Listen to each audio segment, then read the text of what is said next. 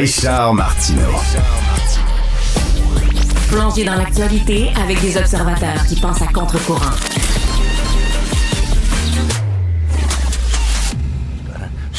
Alors, si vous ne savez pas que ce sont les 50 ans de Beau Dommage, vous ne savez pas que j'ai le cancer de la prostate. Alors, parce on en a beaucoup parlé avec raison. C'est un groupe extrêmement important. Donc, les 50 ans de leur premier album, il va y avoir toutes sortes d'événements au cours de l'année. On a eu Beau Dommage symphonique avec des arrangements fantastiques d'Antoine Graton, je crois. Les arrangements étaient fantastiques. Je m'ennuyais des voix de Pierre Bertrand, de Marie-Michel Desrosiers et de Michel Rivard, faut le dire. Mais c'est quand même un très beau spectacle. Il va avoir une exposition, il va avoir des sorties d'albums remixés. Au cours de l'année pour célébrer Beau Dommage, je le redis avec raison. Et là, c'est leur deuxième album, Où est passée la noce, qui sort en version remix. Je l'avoue, c'est mon album préféré de Beau Dommage. J'aime beaucoup le deuxième album. Premièrement, la pochette, que je trouve que c'est une des plus belles pochettes de l'histoire du disque au Québec. Et les chansons là-dedans. Bien sûr que le premier, c'est incroyable. Il y a plein de hits. Mais je trouvais que le deuxième album allait plus loin, était plus audacieux. Et on va en parler avec Pierre Huet et Robert Léger. Pierre Huet, vous savez, auteur. Robert Léger, auteur-compositeur. Bonjour à vous deux. Bonjour. Est-ce que vous partagez, je ne sais pas ce que je dis, est-ce que vous trouvez que le deuxième album On aime nos enfants également. Le cliché est sorti, voilà. Est-ce que le deuxième album était plus aventureux, plus avant-gardiste, plus... Écoute, c'est une vue de l'esprit, parce que c'est vrai pour d'autres groupes, c'est que, parce que j'ai déjà vu George Harrison, il mélange Rubber Soul puis Revolver. Parce que dans notre tête, c'est une longue session. Soit parce que quand on est rentré dans le studio faire le premier, ben mettons, le Blues de Métropole était déjà écrit. L'incident était déjà écrit et tout. Alors donc, c'est pour nous... OK, ça fait partie du même. C'est de ces deux objets, et c'est pas un album double, mais dans notre tête, c'est comme une longue suite de chansons qui se tiennent. Robert, même chose? Je suis d'accord avec lui. On aurait pu faire un album double si on n'avait pas été des débutants, si la compagnie nous avait fait confiance. Mais c'est très bien ce qui s'est passé, là, mais c'est un corpus de chansons qui ont été presque créées en même temps. Mais il me semble que, je sais pas, ça se démarque des autres, du premier disque. Entre autres, bien sûr, un incident à Bois-des-Filions. Moi, j'appelle ça, c'est votre album fucké, ça. Le deuxième album, Où est passée la noce, parce que, justement, il y a une toune qui dure une plage au complet. Incident à Bois-des-Filions. Est-ce que... Je suis un grand fan encore aujourd'hui, je l'avoue, de rock progressif. J'en écoute encore. J'écoute du Yes à la planche dans mon auto, puis du vieux Genesis. J'aime ça. Est-ce que c'est ça qui vous avait inspiré? Pas tant que ça. Depuis qu'on fait de la promotion concernant cet album-là, beaucoup de gens nous parlent avec raison, peut-être que de musique progressive, mais moi, le souvenir que j'ai, c'est que Pierre Huet, mon camarade, est arrivé avec un très beau texte qui était d'une longueur inhabituelle. Et pour nous, ça a été une chanson. On n'a pas commencé par jammer dans un garage en quelque part 20 minutes de musique puis dire qu'est-ce qu'on pourrait bien improviser comme parole là-dessus. Non, mais c'est pas refrain-couplet, là, tu sais, c'est vraiment... Pas, effectivement, non, mais c'est une chanson, c'est un texte de chanson. C'est d'abord ça qui est arrivé sur notre table de travail. Mais quand tu l'as écrite, toi, cette chanson-là, Pierre, tu voyais qu'elle était longue, puis tu savais que c'était pas refrain-couplet, là. Cela dit, si tu regardes, quand tu auras l'album dans tes mains, si tu regardes la longueur du texte, c'est à peine plus long que, mettons, Heureusement qu'à la nuit. Ah oui. C'est eux autres qui ont mis la musique, là. Excuse-nous encore.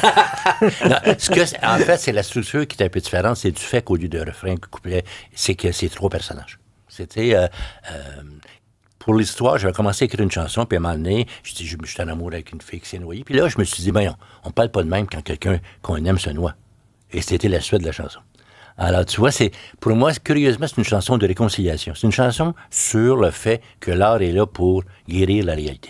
Parce que c'est l'histoire, Incident à Bois-des-Filions, c'est l'histoire d'une fille, justement, qui se noie, elle donne un rendez-vous à son chum en dessous d'un pont, près des rapides, et puis elle se noie. Est-ce que c'est parce qu'on met souvent, mettons, on dit qu'il y a une rivalité, il y avait une rivalité, je ne sais pas si c'est vrai ou pas, là, une saine rivalité ou une saine compétition entre Harmonium puis Beau Dommage.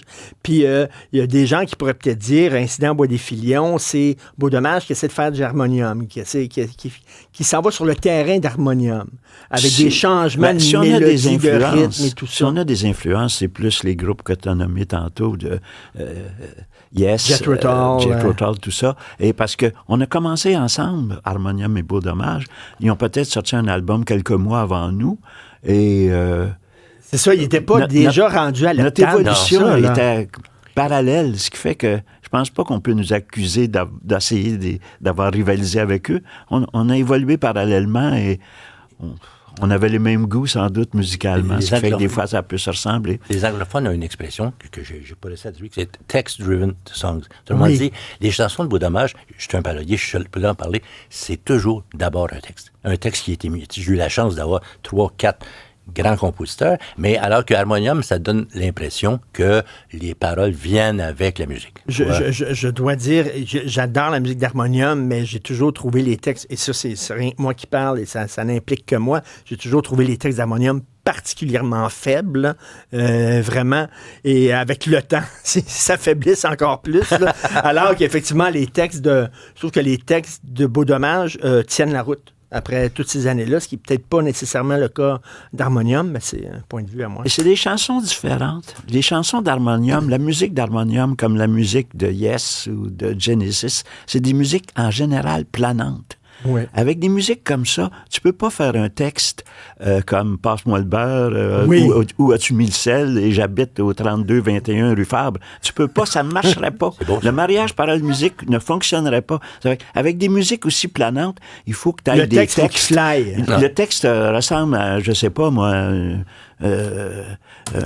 formulaire pour faire partie d'une secte solaire ou je sais pas quoi. Et ça va avec la musique. J'ai l'air de m'en moquer, mais c'est impossible d'avoir une autre texture de texte. Oui, tu regardes tes céréales comme ta boule de cristal. Ça, c'est très Harmonium, là. Très joli. Est-ce que tu dirais, Pierre, que là, c'est encore moi, heureusement qu'il y a la nuit, c'est un de tes grands textes? Oui. C'est vraiment une belle chanson. D'ailleurs, on a le bout du refrain d'Heureusement qu'il y a la nuit. On écoute ça.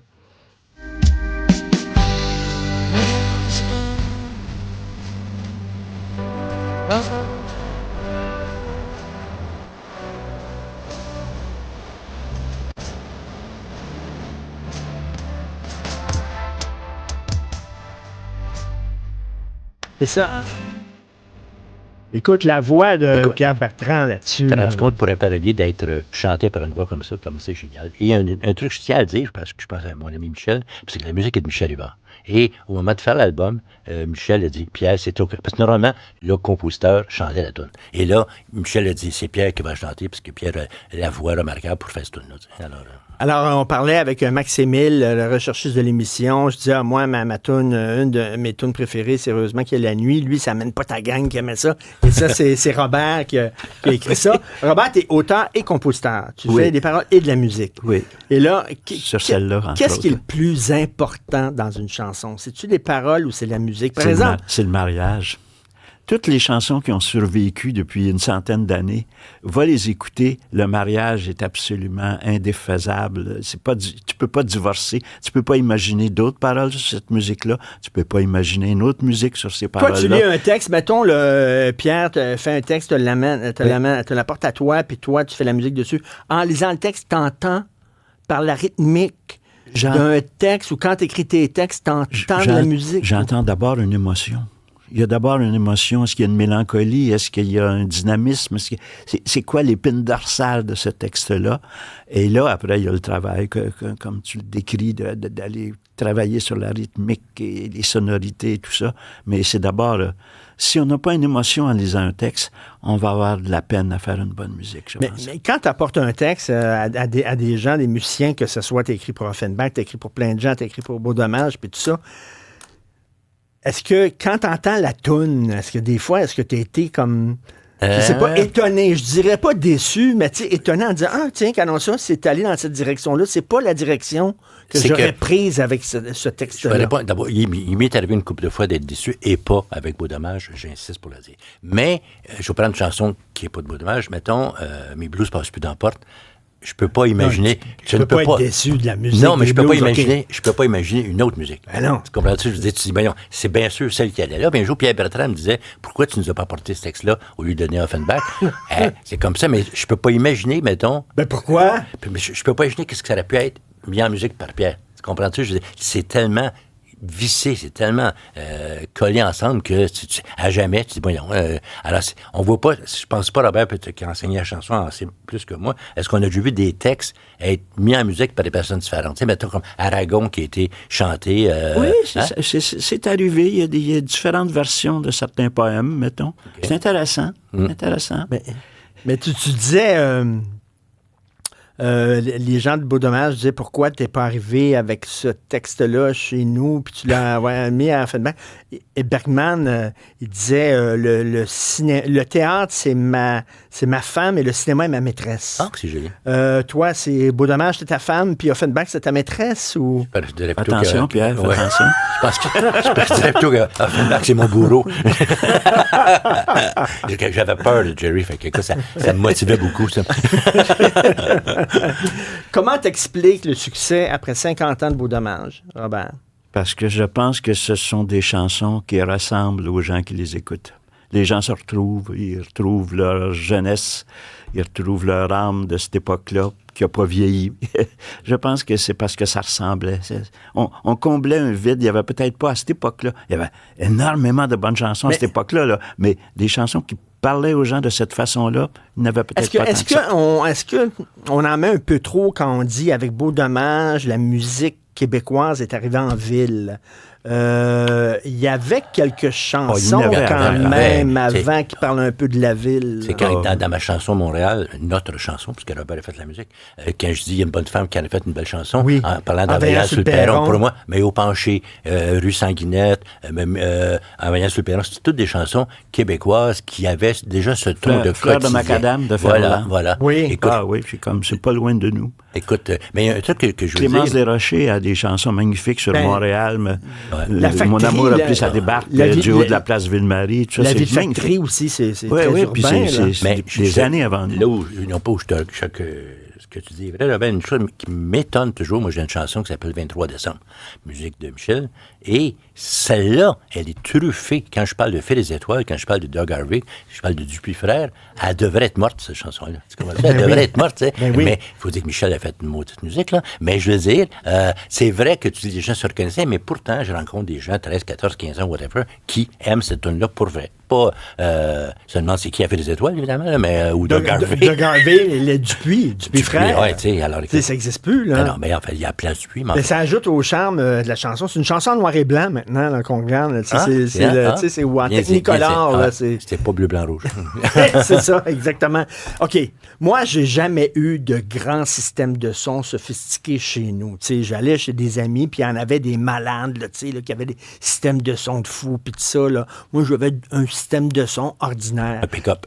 Non, mais quand même. Tu sais, mon pick-up Crossley, là, ça s'appelle Crossley, le pick-up. En tout cas, bref. Non, j'ai un système de son, mais ordinaire. Qu'est-ce que ça apporte, un remix? Tu vois, je vais laisser le musicien. Que ça apporte? Je laisse le musicien répondre. C'est que la nouvelle technologie se développe de plus en plus sophistiquée, ce qui fait qu'on peut encore mieux, avec un bon technicien comme Ghislain Luc Lavigne, qui a fait un excellent travail, on peut donner encore plus de présence, plus de couleur, plus de profondeur aux instruments, aux voix. T'as vraiment l'impression que t'es dans la pièce avec les gens qui jouent la musique. Mais ça, c'est pas rien que vraiment des fans finis de musique qui peuvent reconnaître les subtilités d'un remix. C'est pas le jour et la nuit entre la version de 1975 et il faut que tu mettes des écouteurs, là, puis... Si t'es un amateur audiophile, oui, tu vas voir la différence. Mettons, la baisse est plus forte, est plus présente. Quelqu'un qui écoute ça dans son auto verra peut-être pas une immense différence, mais les gens qui adorent la musique, il y en a des passionnés de musique. Ben oui. Ça leur fait un petit velours de plus dans les oreilles. Ben oui. Et c'est quoi? C'est des choses que vous vouliez faire, puis vous n'aviez pas assez de temps en studio avant? Ou... Je repasse à ça en parlant du remix du premier album. Je me suis dit, maudite affaire, j'aurais dû forcer Rivard à rentrer en studio pour refaire la correction, parce que dans la chanson Montréal, tu sais, je dis, il y a un bonhomme qui en a fait une belle chanson. Ben oui. L'épée, c'est une bonne femme. Et ça, tu vois, en y repensant, ça, c'est un remix que j'aimerais faire. Changer ce mot-là, tu sais, dans la chanson. C'est écrit sur le liner notes, comme on appelle. C'est-à-dire que, bon, sur l'album. Depuis 50 ans, quand Michel Rivard fait cette tournée en spectacle, il corrige. Il dit, il y a une bonne femme qui en a... Mais c'est pas de ma faute, elle s'appelait comment, donc? C'est quoi un prénom? Donc, Camille. Camille Andrea. Ton idée de s'appeler Camille aussi. Ça fait que... c'est sa faute. Voilà. Mais autrement, oui, c'est que il fallait surtout pas que... Elle m'a donné l'exemple de ce que j'appellerais des enculeurs de mouches, c'est des Steely Dan, tu vois, que j'aime beaucoup, qu'on aime, qui nous a influencés. Mais c'est maniaque de perfection. Il n'aurait pas fallu, je pense, qu'en se penchant sur le remix du deuxième, de dire, en tassant d'un 16e de seconde la cymbale de Réal ici, ça serait encore mieux. Non, ça fait partie de ce que tu... Ça, c'est de l'enculage de mouches. Ça, c'est beaucoup. Alors que oui, c'est vrai, ils ont fait cette chose-là en finalement assez peu de temps, mais on ne peut pas dire que... J'ai jamais entendu un des membres du groupe dire « Shit, si on avait eu plus de temps, ça aurait été meilleur. » Tu sais, puis bon sang, si 300 000 personnes qui les achetaient à cet état-là, ça devait être correct. Là, on trouve le nouveau texte de pochette, des paroles de chansons, des photos tirées des archives du groupe dans le nouveau album Remix. À l'époque, c'était 100 000 albums vendus, platine. La première semaine. La première semaine. La première semaine. Puis le deuxième album, le deuxième livre, le deuxième film, le deuxième, c'est dur. Quand tu as eu un énorme succès dans le premier, tu ne peux que décevoir. Rappelez-moi, là, comment ça a été reçu cet album-là? Où est passée la noce? Est-ce que vous vous en souvenez? Je me souviens pas des critiques exactement. Tu connais l'expression au sujet du premier et deuxième album, je disais, tu as une vie pour faire le premier, puis tu as 2 mois pour faire le deuxième. Mais on a un peu répondu à ça au tout début de la traite. C'est que tout ça était écrit. Il n'y a pas des tunes qui ont été faites d'urgence, vite, à nous prendre nos disques. Les tunes existaient déjà, le blues, le Amène pas ta gang, tout ça a été écrit. T'sais. Alors, oui, c'est sûr que quand, au lieu d'avoir 11 tunes... Donc, c'est le troisième album qui était comme votre deuxième, finalement. C'est ça. Le troisième, c'était quoi? C'était... Un autre jour arrive en ville. Ah, c'est une belle tune, ça. Oui. C'est une sacrée belle tune, ça. Mais si c'était à refaire, il y a des choses... Moi, j'ai une tune en particulier sur ce troisième-là que j'ai eu pour tuer, qui s'appelle 16 ans 76. T'sais. Une tune qui, elle, a vieilli. Celle-là, il y a 2 tunes qui ressortent de Beau Dommage. C'est bien sûr un incident à Bois-des-Filions qui est un peu, on pourrait appeler votre tune fuckée, le très champ gauche, là. Très champ gauche. Et 16 ans 76 qui était comme votre tune très, très pop rock. Marxiste. Qui était c'est ma période marxiste. Qui était pas le son Beau Dommage. Ma période marxiste qui a duré une chanson. Merci. C'est tout de suite, on peut l'acheter. C'est déjà disponible. Dans une semaine ou deux, je pense. Dans une semaine ou deux. Voilà. Et le remix, pour les gens qui écoutent ça en streaming, en téléchargement, on l'entend aussi. Là. C'est pas, ça devrait ça être prend pas nécessairement le vinyle. Les plateformes. Mais je sais que le Blues Métropole est déjà paru. On l'entend. Ça sort le 1er novembre. Il y en a là, qui sortent leur disque du vinyle, la pochette, puis ils brossent. Là. J'avais un ami, puis il brossait ses disques. Ça, c'est de l'amour. Il y a de poussière dessus. Là, là. J'ai connu l'époque le feutre vert aussi. Quand les CD sont arrivés, avec un feutre vert, tu cernais le disque, avec le son était meilleur. Ah oui. Hein? Mais, OK, on s'entend que c'était une arnaque totale, les CD, quand même. Les CD, c'est une des plus grandes arnaques dans l'histoire du marketing. Ils nous ont fait tout racheter nos petits disques pour finalement, le son est moins bon. C'est moins chaleureux, c'est plus métallique, tu trouves pas? C'est plus compressé, Robert? Pour être très franc, oui. Je suis pas certain qu'il y ait une différence inouïe. J'ai déjà lu dans des revues spécialisées des experts qui faisaient des comparaisons, puis il y avait peine à différencier le CD du vinyle. Ce qui fait que je suis un peu sceptique. OK, on fait comme le test Coke-Pepsi, là? Oui, je pense que ça dépend, dans le fond. Et la cassette, hein? La cassette, c'est mort. C'est un cran dessous, par contre. Ça, c'est mort. Ouais, puis... Est-ce qu'il y a des disques de Beau Dommage disponibles en cassette 8 pistes? C'est ça qu'il y a dans les chars. Oui, dans les trucks, là. Et ce qui est... J'ai un ami qui en a, c'est que l'ordre des chansons n'est pas le même. C'est vrai? Parce qu'il y a comme 2 faces, autrement dit. Donc, même dans les Beatles et nous autres, l'ordre des chansons n'est pas le même pour les trucks. Les truckers sont différents. Alors, s'il y a le deuxième, un incident en Bois-des-Filions, ça doit faire toc dans le plein milieu de la toune. T'arrêtes en plein milieu. La fille est noyée, puis ça arrête là. Écoute, Robert, sur une note plus personnelle, t'as eu ce que j'ai. Tu as eu un cancer de la prostate? On est des confrères. On est des confrères. Il y a 2 ans, j'ai eu un diagnostic. J'ai eu de la radiothérapie, de l'hormonothérapie. Toi, tu as eu de la radio. Oui, et tu vois, j'étais encore bien vivant à te parler. Ben oui. Bon pied, bon oeil. Et donc, les traitements... Tu peux avoir confiance. C'était pas trop pénible? Écoute, le plus gros effet secondaire, c'est que je suis encore en vie, tu sais. Ben, ouais. Fait que, C'est pas mauvais. on a Robert Léger remix. Et tu vois, il y a une statistique qui prouve que 2 Québécois sur 3 dans cette pièce, on se fait la prostate. Merci à vous deux. C'est disponible dès le 1er novembre. Alors, où est passée la noce? Mon album préféré. Puis en plus, bien sûr, il y a le Blues de Métropole qui est une de vos tunes fétiches, là. C'est, vraiment, là. Oui. Puis la tune fuckée, un incident à Bois-des-Filions. Merci à vous deux. Bye. Allez. Merci.